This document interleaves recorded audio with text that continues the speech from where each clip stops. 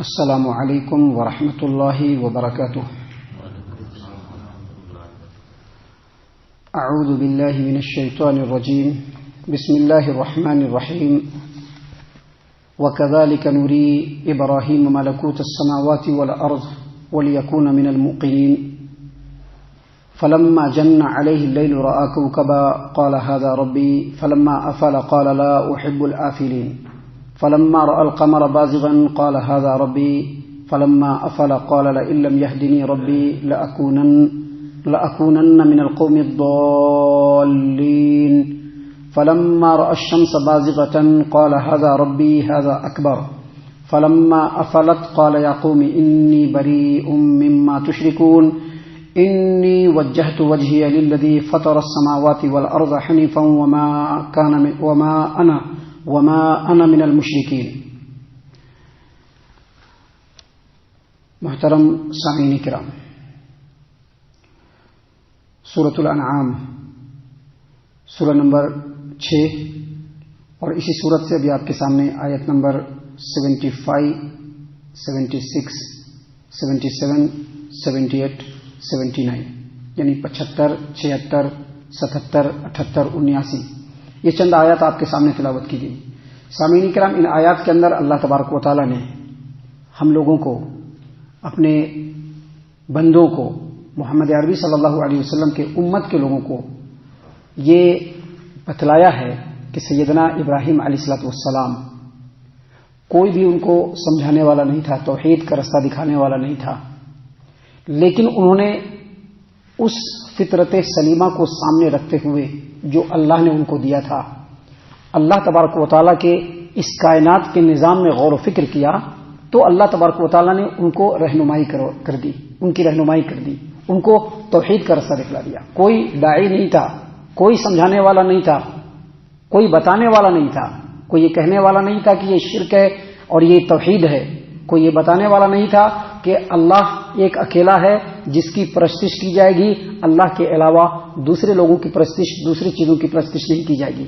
آپ ان آیات پر غور کیجئے اور ابراہیم علیہ الصلوۃ والسلام کے زمانے کے حالات پر غور کیجئے اور آج جو ہمارے حالات ہیں ان کے اوپر بھی غور کیجئے. دیکھیے اللہ تبارک و تعالیٰ نے فرمایا وَكَذَلِكَ نُرِي إِبْرَاهِيمَ مَلَكُوتَ السَّمَاوَاتِ وَالْأَرْضِ وَلِيَكُونَ مِنَ الْمُوقِنِينَ. اور اسی طرح سے ہم نے ابراہیم علیہ الصلوۃ والسلام کو آسمانوں اور زمین کے نظام کو دکھلایا. ملکوت السماوات والارض، آسمانوں اور زمین کی جو سلطنت ہے اور اس کا جو نظام ہے جو ہم نے بنایا ہے، ہم نے سیدنا ابراہیم علیہ السلام کو دکھایا. ہم ابراہیم کو دکھا رہے تھے، کیوں دکھلا رہے تھے؟ تاکہ وہ یقین کرنے والوں میں سے ہو جائے. یعنی ان کو یہ بتلا رہے تھے کہ یہ آسمان اور زمین جو ہے اور اس کا جو نظام ہے، اس میں صرف اللہ تبارک و تعالیٰ کی وحدانیت کی دلیل ہے اور وہ کس طرح سے ہے وہ بتلا رہے تھے. یہ بتلا رہے تھے کہ خلق میں اور ملک میں صرف اللہ تبارک و تعالیٰ ہی تنہا عبادت کے لائق ہے، اللہ کے علاوہ کوئی عبادت کے لائق نہیں. اور ایسا کیوں کر رہے تھے؟ تاکہ وہ یقین کرنے والوں میں سے ہو جائے. اللہ تبارک و تعالیٰ نے آگے ان باتوں کو ذرا تفصیل سے بیان کیا. اللہ نے فرمایا فلما جن علیہ اللیل رأى کوکبا، جب رات ان کے اوپر طاری ہوئی تو انہوں نے ایک ستارے کو دیکھا. کوکبا ٹمٹماتا ہوا ستارہ تھا، ستارے کو دیکھا. قال، تو کہا ھذا ربی، یہ میرا رب ہے. فلما افل، لیکن جب وہ ستارہ ڈوب گیا تو انہوں نے کہا لا احب الآفلین، میں ڈوبنے والوں کو پسند نہیں کرتا. اللہ تبارک و تعالیٰ نے آگے فرمایا فلما رأى القمر بازغا قال ھذا ربی، جب انہوں نے چمکتے ہوئے چاند کو دیکھا تو کہا کہ لگتا ہے یہی میرا رب ہے. فلما افل، لیکن جب چاند بھی ڈوب گیا تو کہا لئن لم یہدنی ربی لأکونن من القوم الضالین، اگر میرا رب میری رہنمائی نہ کرے تو میں گمراہوں میں سے ہو جاؤں. سامعین کرام، آگے اللہ تبارک و تعالیٰ نے مزید فرمایا فلما رأى الشمس بازغة قال ھذا ربی ھذا اکبر، جب سورج نکل آیا، صبح ہوئی، سورج نکلا اور چمکتے ہوئے سورج کو دیکھا تو انہوں نے دل میں خیال کیا کہ یہی میرا رب ہے، یہ بہت بڑا ہے.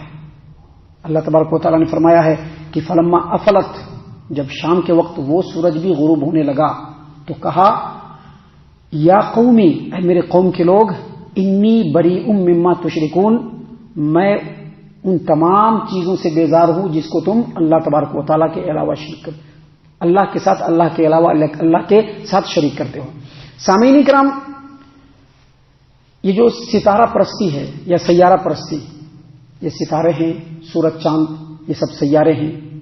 یہ جو ستارہ پرستی اور سیارہ پرستی، جس کو نجوم پرستی کہتے ہیں، ستاروں کے پوجا پاٹ کرنا، یہ سیدنا ابراہیم علیہ السلام کے نبی بنائے جانے سے بہت پہلے عراق کے علاقوں میں ستارہ پرستی کا آغاز ہو چکا تھا۔ لوگوں کا کام کیا تھا؟ اس زمانے کے لوگوں کا کام یہ تھا کہ ستاروں، سورج اور چاند، ان کے جو ہے امیجنیشن کر کے، ان کا جو تصویر ہوتا ہے، ان کے روح کی تصویر، کہ یہ ستارے کے روح کی تصویر ہے، یہ چاند کے روح کی تصویر ہے، یہ سورج کی روح کی تصویر ہے، ان کے تصوراتی شکل کو متعین کر کے اس کی مورتی بنا دیتے تھے، اس کا بت بنا دیتے تھے، اس کا دیول بنا دیتے تھے، اور اس کو مندر کے اندر جا کر کے استھاپت کر دیتے تھے، اس کو لگا دیتے تھے۔ اور ان کا یہ عقیدہ تھا کہ یہ جو ستارے اور سیارے ہیں، ان کے اثرات انسانی زندگی پر پڑتے ہیں۔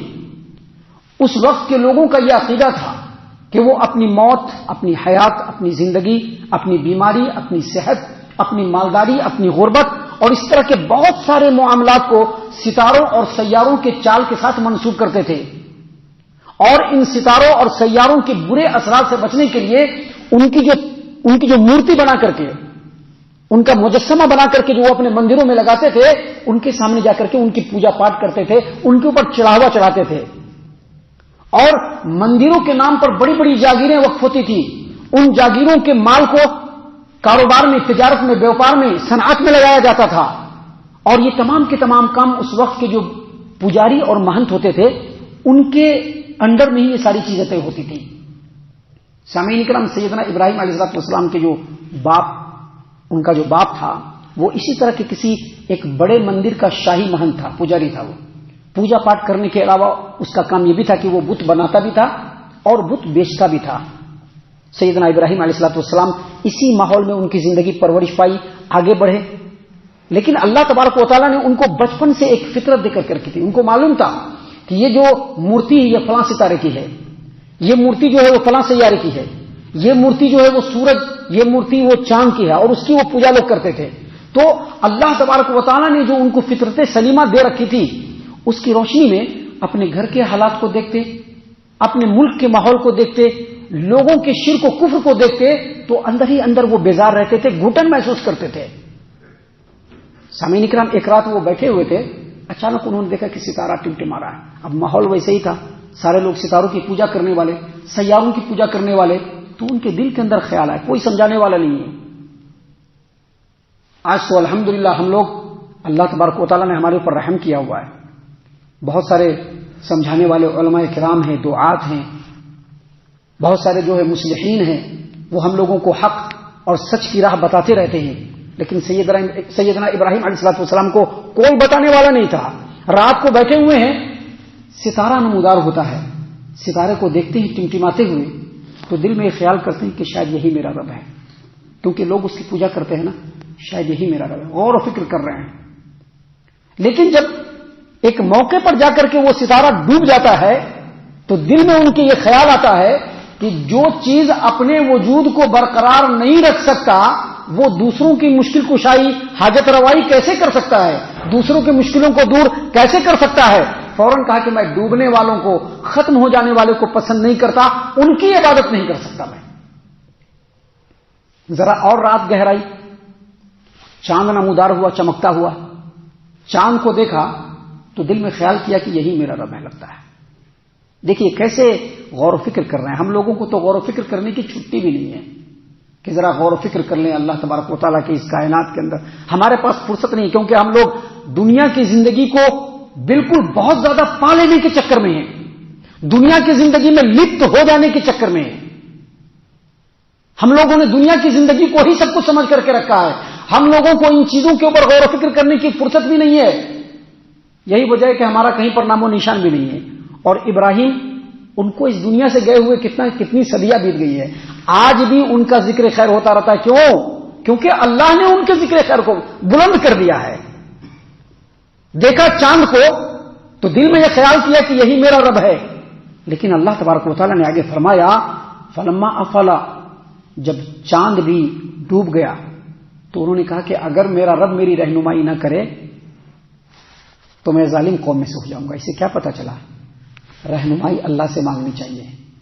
ہماری فکر، ہماری سوچ، ہماری سمجھ یہ لمیٹڈ ہے، ہم نہیں سمجھ سکتے ہیں پوری باتوں کو. اللہ تبارک و تعالیٰ سے ہم کو رہنمائی مانگنا چاہیے. ہم لوگ ہمیشہ نماز پڑھتے ہیں نا، نماز میں کیا کہتے ہیں؟ اہدنا الصراط المستقیم. اللہ تبارک و تعالیٰ سیدھا راستہ دکھا. پڑھتے ہیں نا سورۃ فاتحہ، اس میں کیا پڑھتے ہیں؟ اہدنا الصراط المستقیم. اے اللہ تبارک و تعالیٰ ہم کو سیدھا راستہ دکھا. کیوں؟ کیونکہ سیدھا راستہ پا لینے کی چاہت تو ہمارے اندر ہے، کوشش تو ہمارے اندر ہے، لیکن دکھائے گا کون؟ اللہ تبارک و تعالیٰ. اسی لیے سیدنا ابراہیم نے کیا کہا کہ اگر میرے رب نے میری رہنمائی نہ کی تو میں گمراہ قوم میں سے ہو جاؤں گا. سامعین کرام، آگے اللہ تبارک و تعالیٰ نے مزید فرمایا کہ جب رات بیت گئی اور کل صبح کا سورج جب طلوع ہوا تو چمچماتے ہوئے، چمکتے ہوئے بڑے سورج کو دیکھ کر کے سیدنا ابراہیم علیہ السلام نے ماحول کے پیش نظر کہا کہ لگتا ہے کہ یہی میرا رب ہے، ہاذا ربی ہاذا اکبر، یہی میرا رب ہے کیونکہ یہ بہت بڑا ہے. لیکن جب رات ہوئی تو سورج کا بھی وہی حال ہو گیا. ایک مقررہ رفتار سے مشرق سے طلوع ہوا اور مغرب میں جا کر کے ڈوب گیا. خیال کیا کہ یہ سب تو ڈوب جانے والے ہیں، یہ سب تو ایک سسٹم کے پابند ہیں، سسٹم میں ان کو کام کرنے کے اوپر کسی بڑی ہستی نے مجبور کر کے رکھا ہوا ہے، اسی بڑی ہستی کے انڈر کنٹرول میں ہے، اور وہی بڑی ہستی جو ہے جو ان تمام چیزوں کو اپنے کنٹرول میں رکھے ہوا ہے وہی اللہ تبارک و تعالیٰ ہے. بالآخر اللہ تبارک و تعالیٰ نے رہنمائی کر دی، ان کو بتا دیا کہ اللہ تبارک و تعالیٰ ہی ایک ہے، تنہا عبادت کے لائق ہے. دیکھیے کیسے انہوں نے ہدایت کے رستے کو آئیڈینٹیفائی کیا.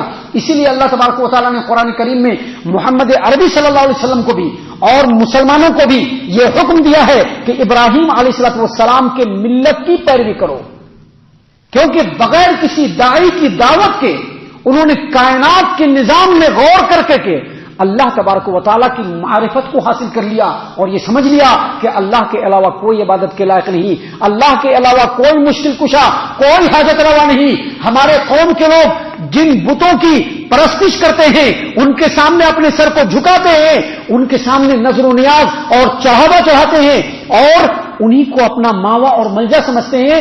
یہ کچھ بھی نہیں ہے اللہ کے مقابلے میں، یہ بالکل بیکار ہیں، عبث ہیں، اور ان سے میں اپنی برات کا اظہار کرتا ہوں. آگے انہوں نے کہا، اللہ تبارک و تعالیٰ نے ان کے قول کو بیان کیا کہ قال، انہوں نے کہا یا قومی انی بریء مما تشرکون. ان ستاروں، سیاروں، سورج اور چاند کے بتوں کو تم سامنے رکھ کر کے اللہ تبارک و تعالیٰ کی وحدانیت میں ان کو جو شریک کرتے ہو، میں اس شرک سے بالکل بیزار ہوں، میں وہ شرک نہیں کر سکتا. اور آگے کیا کہا؟ انی وجہت وجہی للذی فطر السماوات والارض حنیفا وما انا من المشرکین. میں نے اپنے چہرے کو اس رب العالمین کے سامنے بالکل اس کے رخ پر کر دیا، یکسی ہو کر کے، جو آسمانوں اور زمین کا پیدا کرنے والا ہے، اور میں مشرکوں میں سے نہیں ہوں.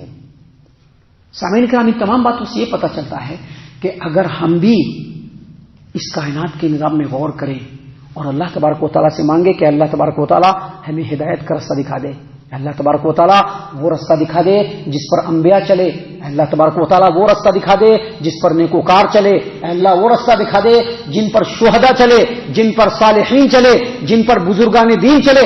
اگر ہم اللہ تبارک و تعالیٰ سے مانگیں گے اور کائنات میں غور کریں گے، اللہ تبارک و تعالیٰ حق راستے کو ہمارے سامنے بالکل واضح کر دے گا، دنیا میں بھی کامیاب و کامران کرے گا اور آخرت میں بھی جنت الفردوس میں مقام عطا کرے گا.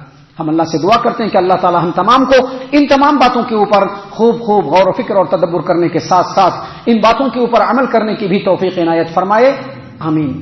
اللہ تعالی ہم تمام کو صحیح معنوں میں پکا سچا مومن مسلمان بنائے، اللہ اور اس کے رسول صلی اللہ علیہ وسلم کی اطاعت و فرما برداری کرنے والا بنائے، صحابہ کرام رضی اللہ عنہم کے طریقے پر چلنے والا بنائے، جنت الفردوس میں جگہ عطا فرمائے. اے اللہ ہم تمام کو جہنم سے پناہ دے، اے رب العالمین ہم تمام کو جہنم سے پناہ دے، اے مالک الملک ہم تمام کو جہنم سے پناہ دے، آمین یا رب العالمین. وما علینا الا البلاغ المبین. الذي نزل الفرقان على عبده ليكون للعالمين نذيرا